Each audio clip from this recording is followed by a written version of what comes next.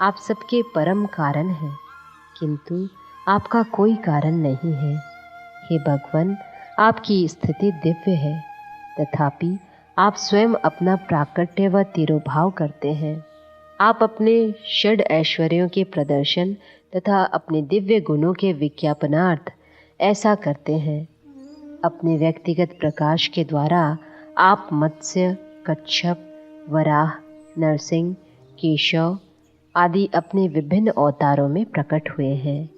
अपने वियुक्त प्रकाश के द्वारा आप विभिन्न जीवों के रूप में प्रकट हैं। अपनी अंतरंगा शक्ति के द्वारा आप विष्णु के विभिन्न अवतारों के रूप में प्रकट होते हैं तथा अपनी बहिरंगा शक्ति के द्वारा आप पदार्थ जगत के रूप में प्रकट होते हैं। सामान्य मानव की दृष्टि में जब दिन मेघाच्छादित होता है तब सूर्य आच्छादित प्रतीत होता है, किंतु तथ्य यह है कि सूर्य का प्रकाश बादलों का निर्माण करता है। अतएव यदि संपूर्ण आकाश घटाओं से पूर्ण हो तब भी सूर्य वास्तव में कभी भी आच्छादित नहीं हो सकता है।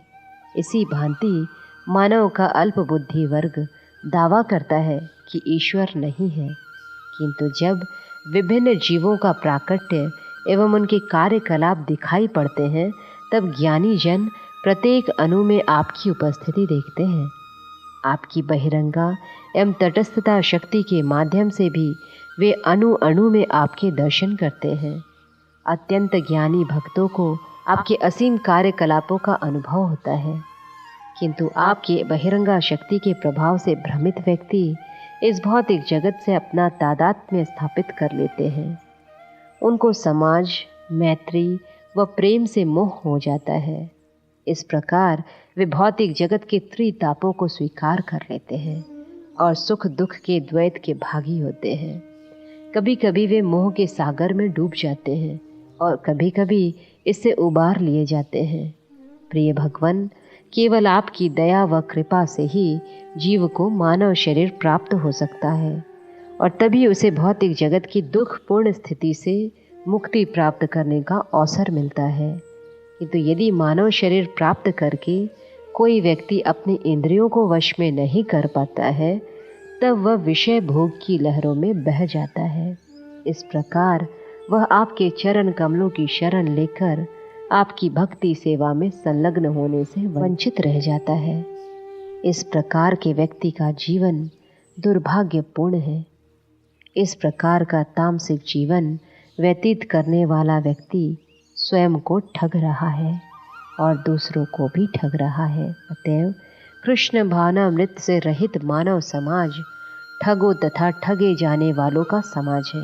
प्रिय भगवान, आप वास्तव में समस्त जीवों के प्रियतम परमात्मा हैं एवं समस्त वस्तुओं के परम नियंता हैं। सदैव भ्रम में पड़ा हुआ मानव अंतिम मृत्यु से भयभीत रहता है। केवल विषय भोगों के मोह में पड़ा हुआ व्यक्ति स्वेच्छा से दुखपूर्ण भौतिक जीवन स्वीकार करता है और इस प्रकार इंद्रिय सुख की मृग मरीचिका के पीछे भटकता रहता है। वह वास्तव में सर्वाधिक मूढ़ व्यक्ति है, क्योंकि वह अमृत को त्याग करके विषपान करता है। प्रिय भगवान, ब्रह्मा जी तथा मेरे सहित सभी देवताओं, महान संतों तथा ऋषि मुनियों ने अपने हृदयों को भौतिक मोह से विरक्त कर लिया है और आपकी कृपा से हम सब ने संपूर्ण हृदय से आपके चरण कमलों की शरण ग्रहण कर ली है। हम सब ने आपको परमेश्वर तथा अपना प्राणपति स्वीकार कर लिया है। अतएव हम सब ने आपकी शरण ग्रहण की है। आप इस सृष्टि के मूल कारण हैं, आप इसके परम पालक हैं एवं आप ही इसके प्रलय के भी कारण हैं। आप सबके प्रति संभाव रखते हैं। आप प्रत्येक जीव के सर्वाधिक शांति प्रिय परम मित्र हैं। आप सबों के आराध्य हैं। प्रिय भगवान, हम सदैव आपकी दिव्य प्रेम सेवा में संलग्न रहें, जिससे कि हम इस भौतिक बंधन से मुक्ति प्राप्त कर सके। प्रिय भगवान, अंततः मैं आपसे निवेदन करना चाहता हूँ कि बानासुर मुझे अत्यंत प्रिय है। उसने मेरी बहुमूल्य सेवा की है, अतएव मैं सदैव उसे सुखी देखना चाहता हूँ। उसे प्रसन्न होकर मैंने उसे सुरक्षा का आश्वासन दिया है। प्रिय भगवान, मेरी आपसे प्रार्थना है कि जिस प्रकार आप उसके पूर्वज राजा प्रहलाद एवं बलि महाराज पर प्रसन्न हुए थे, उसी भांति आप उस पर भी प्रसन्न हो।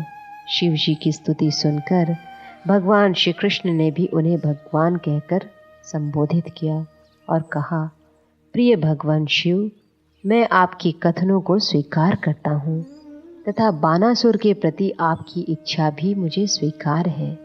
मुझे ज्ञात है कि यह बानासुर बलि महाराज का पुत्र है और मैं उसे नहीं मार सकता हूँ, क्योंकि मैंने ऐसा वचन दिया है। मैंने राजा प्रहलाद को वरदान दिया था कि उनके परिवार में जन्म लेने वाले असुरों का मैं कभी भी वध नहीं करूँगा। अतएव इस बानासुर का वध न करके मैंने उसके मिथ्या अभिमान से वंचित करने के लिए केवल उसकी भुजाएं काट दी है। उसके सैनिकों की विशाल संख्या इस धरती का बोझ बन गई थी और उस बोझ को कम करने के लिए मैंने उन सब का वध कर दिया है। अब बानासुर के पास 4 भुजाएं शेष है और वह भौतिक दुख सुख से अप्रभावित रहकर अमर रहेगा। मुझे ज्ञात है कि वह आपके प्रमुख भक्तों में से एक है। अतएव अब आप विश्वास रखें कि अब से उसे किसी भी वस्तु से भयभीत होने की कोई आवश्यकता नहीं है। जब बानासुर को इस प्रकार भगवान श्री कृष्ण का आशीर्वाद प्राप्त हो गया, तब उसने भगवान के सम्मुख आकर अपना सिर भूमि पर रखकर उन्हें प्रणाम किया। उसने तत्काल अपनी पुत्री उषा सहित अनिरुद्ध को रथ पर वहां लाने का प्रबंध किया और उन्हें भगवान श्री कृष्ण के समक्ष प्रस्तुत किया। शिव जी के आशीर्वाद से उषा भौतिक रूप से अत्यंत ऐश्वर्यमयी हो गई थी। इसके उपरांत भगवान श्री कृष्ण ने उषा तथा अनिरुद्ध को अपने संरक्षण में ले लिया। इस प्रकार एक अक्षयहिनी सेना को आगे करके श्री कृष्ण द्वारका की ओर अग्रसर होने लगे। इसी मध्य द्वारका वासियों को यह समाचार प्राप्त हुआ कि अत्यंत ऐश्वर्य सहित श्री कृष्ण अनिरुद्ध तथा उषा के साथ लौट रहे हैं। अतएव उन्होंने नगर के कोने कोने को पताकाओं, कागज की रंगीन पट्टियों तथा पुष्पमालाओं से अलंकृत किया। समस्त प्रशस्त मार्गों एवं चौराहों को भली भांति स्वच्छ करके उन पर चंदन मिश्रित जल छिड़क दिया गया। अतः चारों ओर चंदन की सुगंध व्याप्त थी। अपने बंधु बांधव सहित द्वारका के समस्त नागरिकों ने अत्यंत हर्षोल्लास के साथ भगवान श्री कृष्ण का स्वागत किया। उस समय भगवान का स्वागत करने के लिए शंखों, नगाड़ों एवं तुरही की कोलाहलपूर्ण ध्वनि गूंज उठी। इस रीति से भगवान श्री कृष्ण ने अपनी राजधानी द्वारका में प्रवेश किया। श्री सुखदेव गोस्वामी ने परीक्षित को आश्वासन दिया कि शिव जी तथा भगवान श्री कृष्ण के मध्य युद्ध की यह कथा सामान्य युद्धों की भांति अशुभ नहीं है। इसके विपरीत यदि कोई व्यक्ति प्रातः काल भगवान श्री कृष्ण एवं शिव जी के मध्य इस युद्ध की कथा का स्मरण करता है और भगवान श्री कृष्ण की विजय में सुख अनुभव करता है, तो उसे जीवन संग्राम में कहीं भी पराजय नहीं होगी। बानासुर का श्री कृष्ण से संग्राम तथा बाद में शिव जी की कृपा से उसकी रक्षा की घटना श्रीमद् भगवद गीता के कथन की पुष्टि करती है। भगवद गीता में कहा गया है कि देवोपासक परमेश्वर श्री कृष्ण की अनुमति के बिना कोई वरदान नहीं प्राप्त कर सकते हैं। इस कथा में हम पाते हैं कि यद्यपि बानासुर शिव जी का महान भक्त था, किंतु जब श्री कृष्ण के हाथों उसकी मृत्यु होने वाली थी, तब शिव जी उसकी रक्षा करने में समर्थ नहीं हुए। किंतु शिव जी ने श्री कृष्ण से अपने भक्त की रक्षा करने की प्रार्थना की और इस प्रकार भगवान ने उनकी प्रार्थना स्वीकार की।